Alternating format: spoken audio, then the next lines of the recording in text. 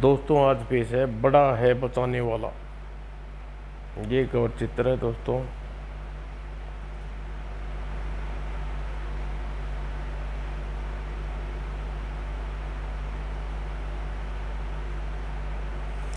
बाहरी महानगर क्षेत्र से गुजरती रेल की पटरियों में शाम के समय एक व्यक्ति बेहोश पड़ा था।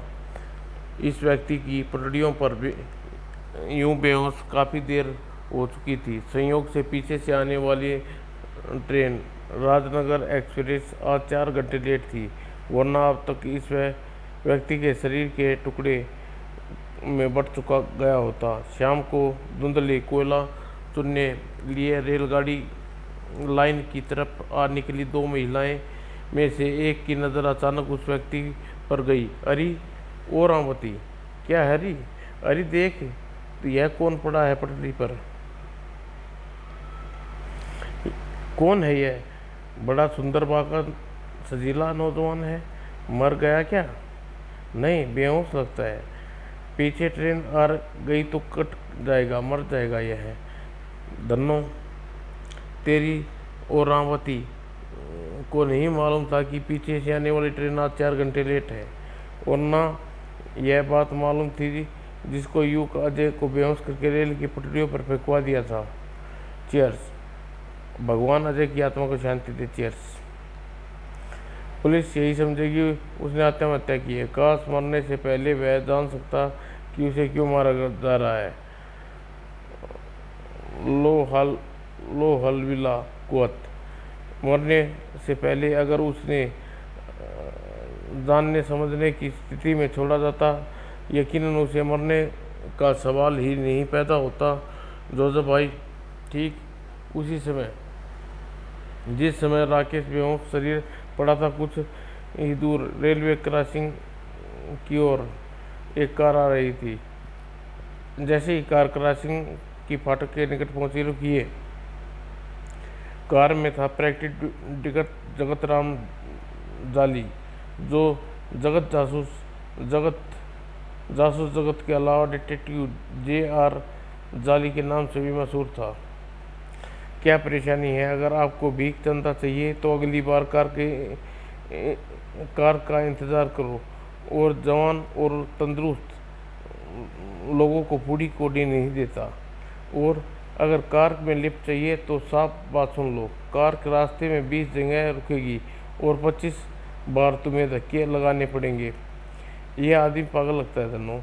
नहीं, पागल नहीं लगता। यह पागल होता तो कार नहीं चला रहा होता। क्या फुसर फुसर करने लग रही हो? रेल की पटरियों पर कोई भूत तो नहीं देख लिया तुमने? फुसफुसा, धीमी आवाज़ में बातें करना। भूत नहीं आदमी, उधर पटरी पर बेहोश। ट्रेन आ गई तो कट जाएगा। मामला जासूसी लायक है, चल कर देख लेता हूँ कौन है कमबख्त अपनी जान का दुश्मन बना हुआ है।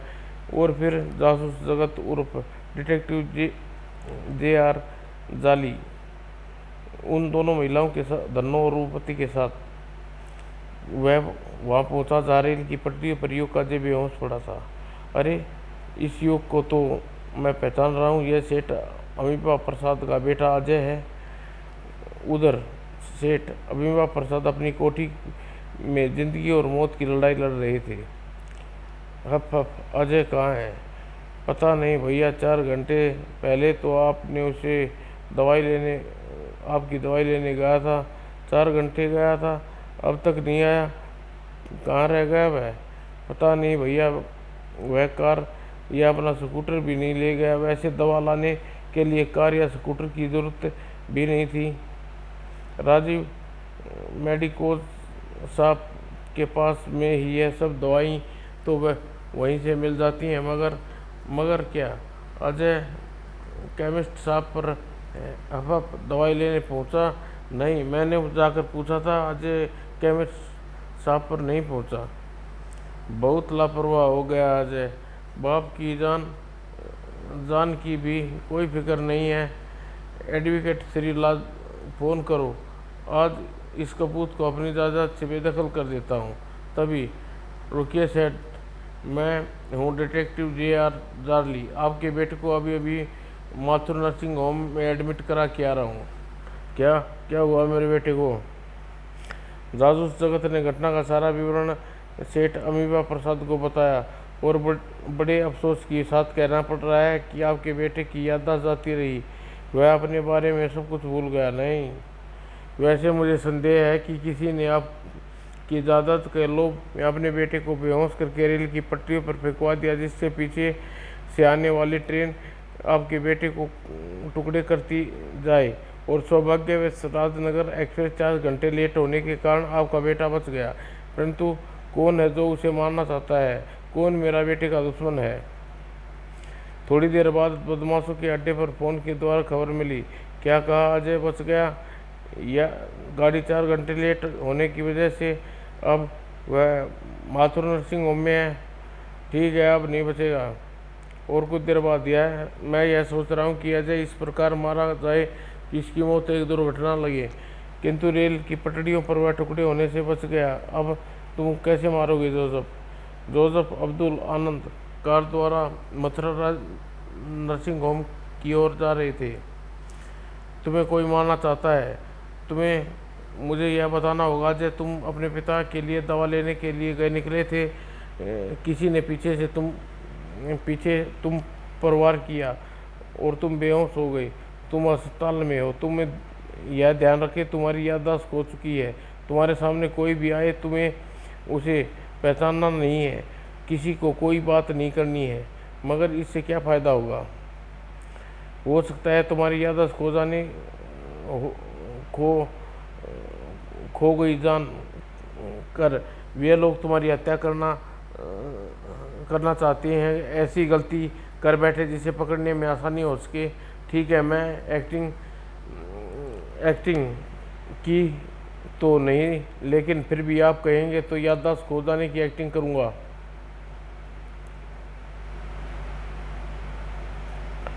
अब जरा ध्यान से पिछली कहानी जान लीजिए। अजय जासूस जगत माथुर नर्सिंग होम में एडमिट कराया। होश आने पर उसे बताया कि रेल की पटरी से उठाकर वह नर्सिंग होम में लाया गया है। अजय ने उसे बताया कि कोई उसकी हत्या करना चाहता था। पहले भी एक बार उसकी कार के ब्रेक फेल कर दिए गए थे, मगर संयोग से वह कार में पेट्रोल न दिख नहीं था, अतः पेट्रोल खत्म होते ही कार रुक गई। इसके बाद ट्रक से उसे कुचल कर मार देना चाहा, किंतु उसी समय एक पागल भिखारी ने उसे धक्का दे दिया और ट्रक पागल भिखारी की टांगें कुचलता हुआ निकल गया। तीसरी बार अवसर था जब अपने पिता अमीबा प्रसाद की दवाई लेने केमिस्ट की दुकान पर गया और पैदल ही निकला था। पीछे से किसी ने उसके सिर पर तीव्र चोट मारी और बेहोश कर दिया। उसी रोज थोड़ी देर बाद डिटेक्टिव JR जाली निकटवर्ती पुलिस थाने के इंचार्ज इंस्पेक्टर शर्मा से मिला और सारी बात उसे बताकर उससे कहा, तीसरी बार वह अपने घर से निकट बेहोश किया गया। उसके बेहोश जिस्म को रेल की पटरियों पर फेंक दिया गया, किंतु अजय को नहीं मालूम कि उसे रेल की पटरियों पर फेंक दिया गया था। उसे होश आया तो माथुर नर्सिंग होम में। वैसे तो वह ठीक है, मगर उसने नर्सिंग होम में कुछ दिन गुजारने की सलाह दी है। उसे रिश्तेदार में यह प्रकाशित कर दिया कि उसकी याददाश्त चली गई है। लेकिन जो लोग अजय को हत्या करना चाहते हैं वह मारने के लिए कोई भी षड्यंत्र रच सकते हैं, जबकि अजय का काम तमाम करने के लिए नर्सिंग होम में भी कोई दुर्घटना पैदा कर सकते हैं। मगर नर्सिंग होम में भला दुर्घटना पैदा कैसे की जा सकती है, यही तो मालूम नहीं, और इसी वजह से अजय की सुरक्षा का बंदोबस्त करना बहुत ज़रूरी है। कितना बड़ा तगड़ा बंदोबस्त क्यों न किया गया, हम आज यमलोक पहुंचा कर ही रहेंगे अब्दुल। मगर जोसेफ, तुम अजय को इस तरह मारना चाहते हो कि उसकी हत्या एक दुर्घटना लगे, जबकि जहर का इंजेक्शन कर मारने पुलिस साफ पता लग जाएगा कि अजय की हत्या की गई है। बेशक पता लग जाएगा, लेकिन पुलिस हमें तलाश नहीं कर पाएगी। यह ठीक है कि मैं उसे इसी तरह मारना चाहता था, उसकी हत्या एक दुर्घटना प्रतीत हो, किंतु आज अजय की किस्मत का धनी है, दुर्घटना से बच गया। कमबख्त अब मैंने अपना विचार बदल लिया है। यानी यानी जैसे भी हो अजय की हत्या करनी है, मगर तुम्हारे इरादे तो मरिया को कुछ पता है?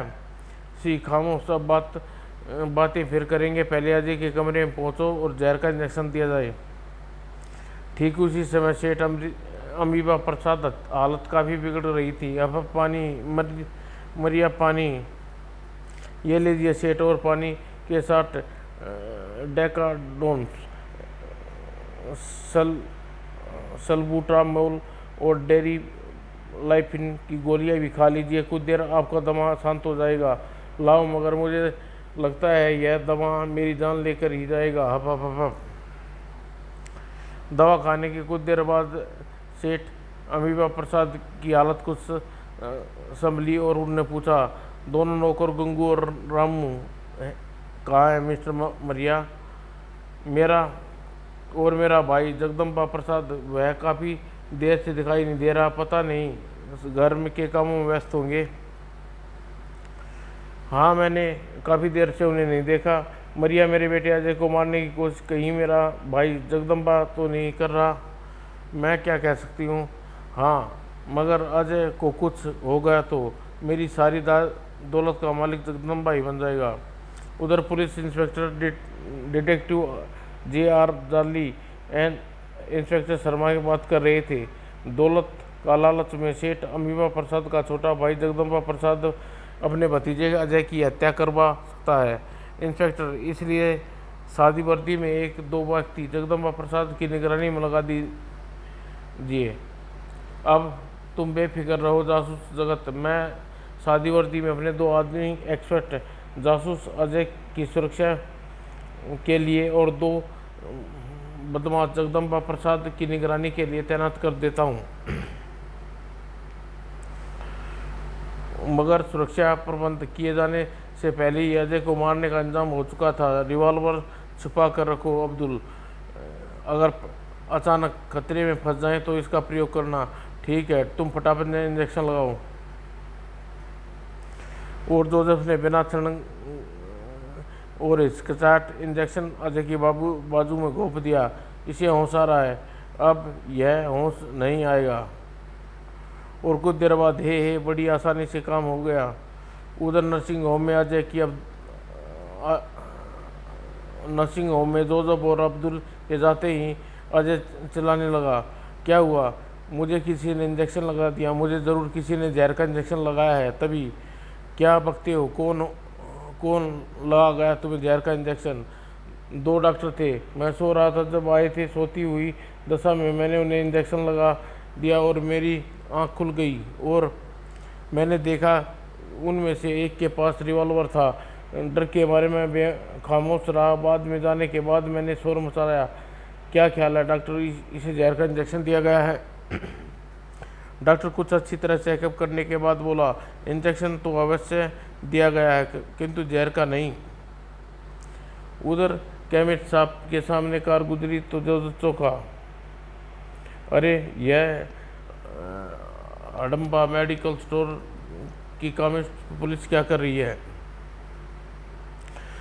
जोसेफ ने अपने साथ कार ड्राइव आनंद को पता करने के लिए भेजा। कुछ देर बाद लौटा। पुलिस छापा मार रही है। कुछ सारी दवाइयाँ पकड़ी गई। भारत सिर्फ दवाई ही ना गनीमत है। मैंने अजय को मारने के लिए जहर भी इसी केमिस्ट से खरीदा था और माथुर नर्सिंग होम में। अगर तुम्हें यह लगता है कि तुम्हें जहर का इंजेक्शन दिया गया है तो मैं समझ लो जहर लगाने वाला खता खा गया, इसलिए कोई गलती इंजेक्शन लगा दिया गया है। कुछ देर बाद मेरा ख्याल है कि अब तुम्हें यहाँ नर्सिंग होम में एडमिट रहने देने से कोई आवश्यकता नहीं है, किंतु मुझे अपनी याददाश्त गुम होने की पूरी एक्टिंग करनी है। कुछ पागलपन की भी एक्टिंग कर सकते हो, किंतु किसके सामने? घर पर कोई मुझे देखने आया ही नहीं। वैसे पिताजी तो बीमार हैं। चाचा जी, कोई नौकर ही आ जाता या कौन? कुछ नहीं, मैं अपनी गर्लफ्रेंड के बारे में सोच रहा था, किंतु उसे अपनी ड्यूटी करनी है, वह भला यहाँ कैसे आ सकती है। तभी अजय बेटे, कौन है आप, किससे मिलना है, और अजय कौन है। हे भगवान, क्या हो गया, तेरी याददाश्त। मेरे बेटे, मैं तेरा चाचा हूँ। चाचा, तू जंगल का नाचा, झूठ है साचा। और आखिरकार कुछ देर बाद अजय उन पलूस बकवास सुनने के बाद अजय का चाचा जगदम्बा प्रताप वापस लौट गया।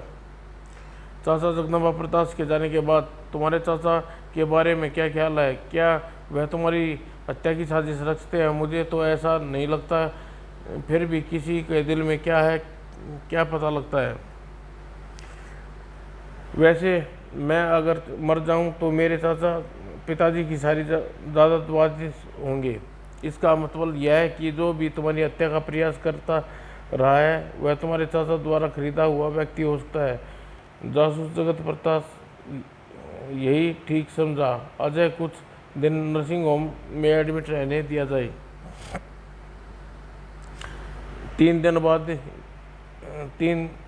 दिन यूं ही बीत गए। चौथे दिन जगदम्बा प्रसाद यू और अजय की निगरानी में अभी तक कोई फायदा नहीं हुआ। डिटेक्टिव जाली, तुम कहते थे कि अजय को खतरा है, मुझे तो ऐसा लगता है कि तुम और अजय दोनों ही वहम के शिकार हो। नहीं इंस्पेक्टर, मुझे पूरा यकीन है कोई अजय की हत्या करना चाहता है, किंतु मैं वह कौन है और क्यों ऐसा करना चाहता है यही जानना है हमें। लेकिन मेरे भाई, सिर्फ यही जानने के लिए 2 व्यक्तियों की निगरानी अपने 4 व्यक्तियों को कब से फंसाए रख सकते हैं, जब तक कोई रिजल्ट सामने नहीं आ जाए। नहीं, यह नहीं हो सकता डिटेक्टिव जाली। 6 महीनों तक कोई रिजल्ट सामने न आए, हम 6 महीने निगरानी का कार्य 4 व्यक्तियों को जारी रखें, नहीं हो सकता। ठीक है, 6 महीने न सही 6 दिन तो आप निगरानी कर सकते हैं। हाँ, 6 दिन तो बात मानी जा सकती है। उधर जो जब परेशान था उसे खबर मिल चुकी थी कि उसके द्वारा जहर का इंजेक्शन लगाए जाने के बावजूद भी अजय अभी जिंदा है। वह समझ गया कि यह जहर का इंजेक्शन नकली था। क्या बात है जोजो, बहुत परेशान हो तुम? परेशान न हूँ तो क्या खुश हूँ। अजय जहर का इंजेक्शन खाकर भी जिंदा है रहा। आजमा बहुत तगड़ा है उसका। उससे पूछना कौन सी चक्की का आटा खाता है। सेटा, मजाक नहीं, तुम इस समय मजाक के मूड में नहीं हूँ, जबकि मैं यह सोच रहा हूँ कि अजय का अगली बार नर्सिंग होम में करना ठीक रहेगा। और फिर 1 सप्ताह बीत गया। जगत, जासूस और माथुर नर्सिंग होम से छुट्टी दिला दी और छुट्टी दिलाकर वह अजय को अपने साथ लेकर उसकी कोठी पहुंचा। अजय बूढ़े बीमार पिता अमीर प्रसाद प्रशंसा का ठिकाना न रहा। अजय, मेरे बच्चे तू ठीक है ना? मैं बिल्कुल ठीक हूँ अंकल। अबे अंकल नहीं, मैं तेरा बाप हूँ। ओह सॉरी, मैं बिल्कुल ठीक हूँ बाप। अबे दामड़, बाप को बाप नहीं डैडी पिताजी कहते हैं। अजय तो जासूस जगत योजना पर अमल करते हुए अपनी याददाश्त खोने की पागलपन की एक्टिंग कर रहा था। बोला, मैं बिल्कुल ठीक हूँ डैडी पिताजी।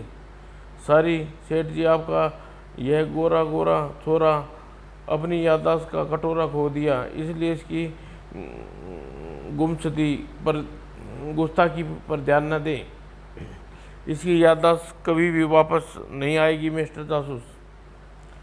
आएगी, ज़रूर आएगी। जब आपकी इसकी गर्लफ्रेंड इसके कमरे में पहुंचकर अपने प्यार से खुशियां प्रदान करेंगी तो धीरे धीरे इसके दिमाग की गांठें खुलेंगी जाएंगी और याददाश्त वापस आ जाएगी।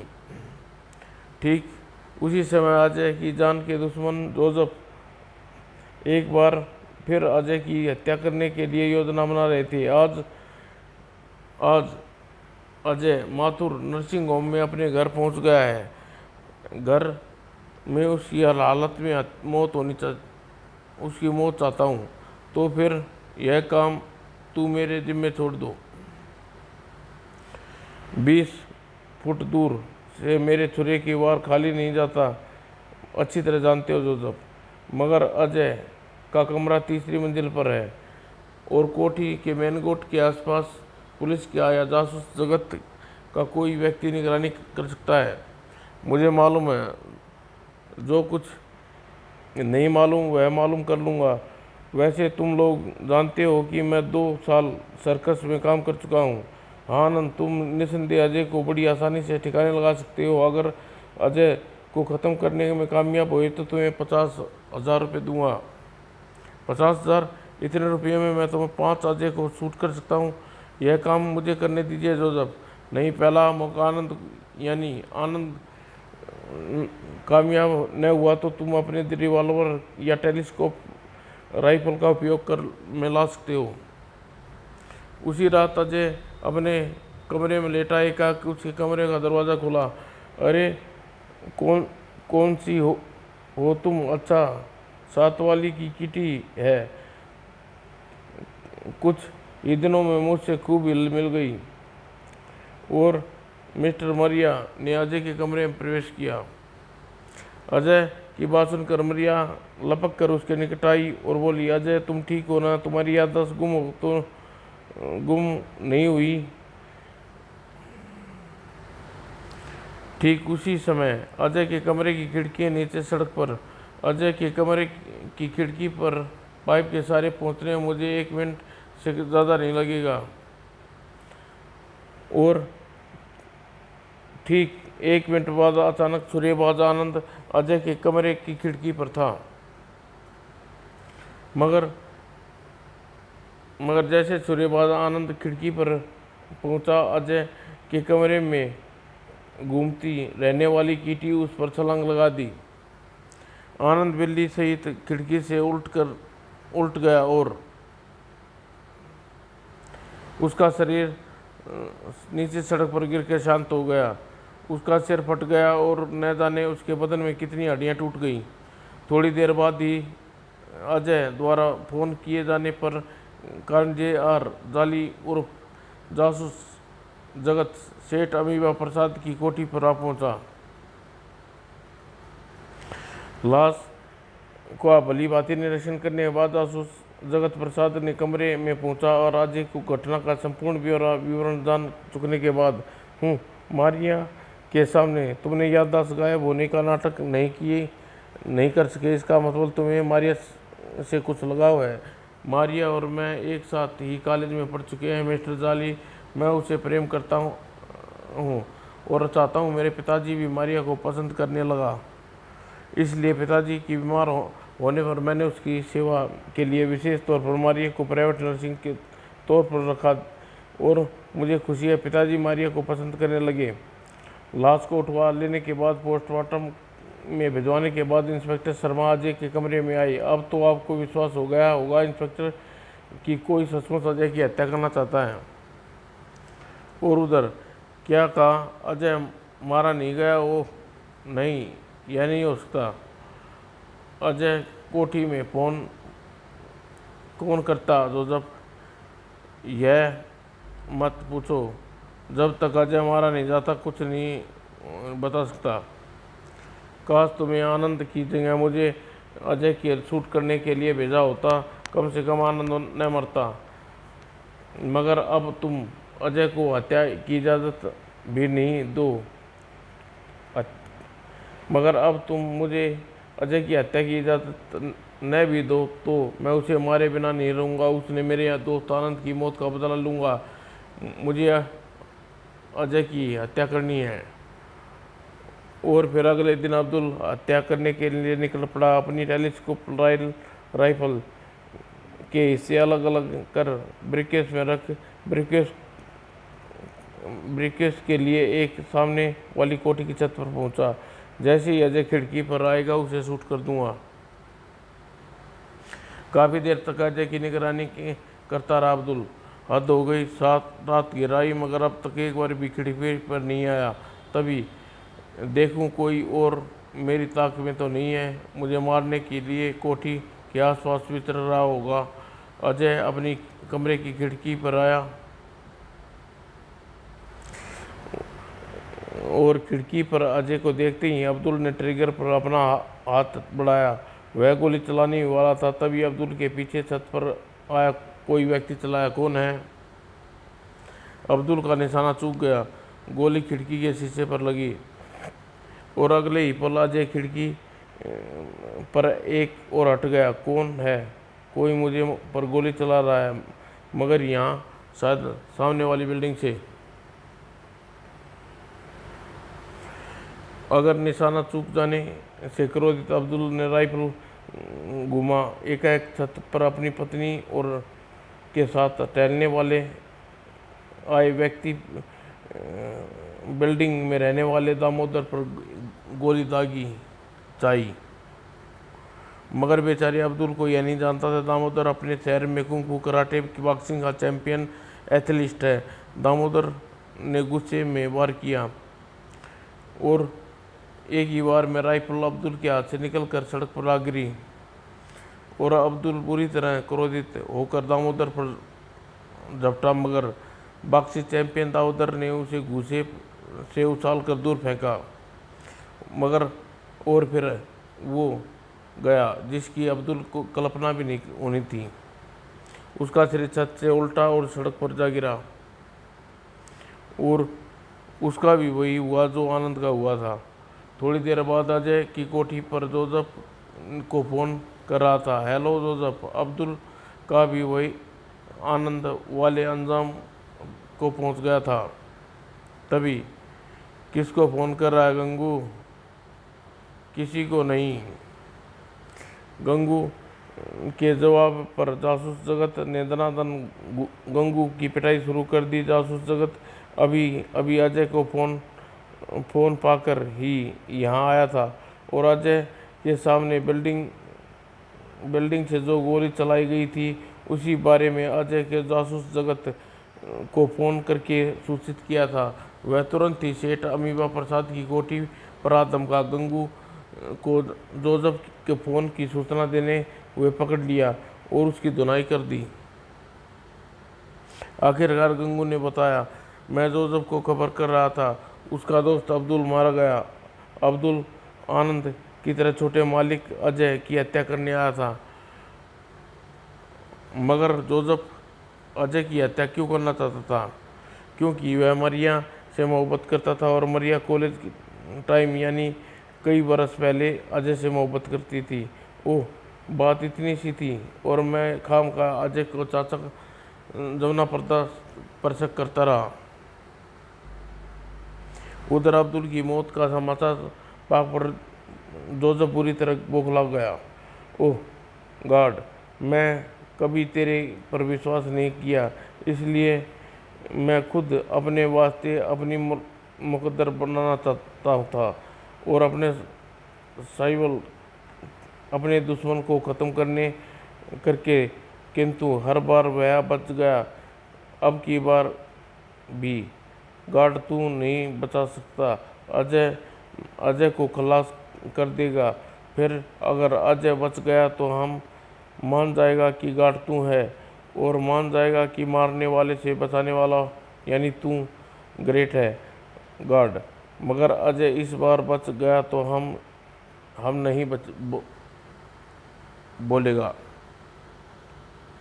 और फिर अपनी कार से निकला आंधी तूफान की तरह जोसेफ अजय की कोठी की दिशा में दौड़ाने लगा और यह हैंड ग्रेनेड से अजय तो क्या पूरी कोठी को ही उड़ा दूंगा हे। और पास ही चौराहे पर एक एक्सीडेंट हो गया था और एक ट्रक एक ने बच्चे को कुचल दिया और एक्सीडेंट के बाद ट्रक ड्राइवर जानता था कोप से बचने के लिए ट्रक को भगा लिया और अगले ही चौराहे पर मोड़ से निकलकर सामने आ रही जोसेफ की कार वह ट्रक से बुरी तेजी के साथ टकराया। अगले ही पल एक्सीडेंट के साथ ही हैंड ग्रेनेड भी फट गया और जोसेफ अजय के लिए संभाल कर रखा था और इस प्रकार अजय एक बार फिर बच गया और वह उस समय अपने कमरे में मारिया से प्यारी प्यारी बातें कर रहा था। उधर जासूस जगत और गंगू और जोसेफ के बारे में सब कुछ जान कर उसे घर पहुंचाया। ठीक तभी जाने कैसे अपनी चुस्ती फुर्ती से ज़बरदस्त रिकॉर्ड कायम करती पुलिस वहां आ पहुंची। जोसेफ की कार का एक्सीडेंट होने की जानकारी जैसे ही जासूस जगत को मिली, वह अस्वस्थ रह गया। यानी जोसेफ भी गया और अजय एक बार फिर बच गया। सच वारने से बचाने वाला जाकोरा के साइयां मार सके न कोई। मगर दूसरी ओर मारिया के साथ प्रेम में अपनी शुद्ध बुद्ध खोए अजय को पता भी नहीं था उसे मारने की बार बार शकीम बनाने वाले जोसेफ अब इस दुनिया में नहीं है। और अगले दिन जासूस जगत अजय की कोठी में आया। जासूस जी, मैं याददाश्त खोई होने अब ज़्यादा समय तक नाटक नहीं कर सकता। मुझे मारिया से विवाह करने के बारे में पिताजी से बात करनी है। ठीक है, आज तुम याददाश्त फिर से लौट आई समझो। क्या सच? जासूस जी, मेरी याददाश्त खोने से आपको जासूसी करने का कोई फ़ायदा मिला? कुछ तो पता चला? कौन मेरी हत्या करना चाहता था? हाँ, सब कुछ पता चल गया। हम उसके खिलाफ कुछ भी नहीं कर सकते। क्यों? क्योंकि वह खुद ही इस दुनिया में नहीं है। मारने वाला खुद मर गया है। इस बार शायद बम लेकर तुम्हें हत्या करने के लिए निकला था, किंतु एक्सीडेंट होने के कारण वह स्वयं ही अपने बम का शिकार हो गया। और हर बार की तरह तुम इस बार भी तुम्हारे मुकद्दर तेज था, इसलिए तुम्हें बचाने वाला हर बार इस बार भी भगवान था। अब तुम निश्चिंत होकर मारिया से शादी कर सकते हो। और पाठकों, आपको प्रिय जासूस जगत डिटेक्टिव GR जाली अब निकल पड़े जासूसी के अगले कारनामे पर। तभी अरे रामवती देख तो, वही कार वाला बाबू। हाँ, यह तो वही है, चल उससे बात करें। और अरे क्या फिर कोई लाश? बेहोश आदमी पटरी पर देखा। नहीं नहीं, हम तो उस बेहोश बाबू के बारे में पूछने आई थी, क्या वह बच गया या नहीं? हाँ, वह बच गया। मगर जासूस जगत की कार को एक ट्रक ने टक्कर मार दी। तब जगत जासूस को कई महीने अस्पताल में रहना पड़ा। पर गनीमत, आखिरकार उसकी बॉडी के सारे नट बोल्ट पूरी तरह ठीक हो गए, क्योंकि चोट ज़्यादा नहीं आई थी। और अब कई महीने बाद एक खुशनुमा दृश्य देखने लीजिए। जी हाँ, अजय और मरिया का विवाह हो रहा है और अब अमीबा प्रसाद बीमार नहीं है। समाप्त दोस्तों।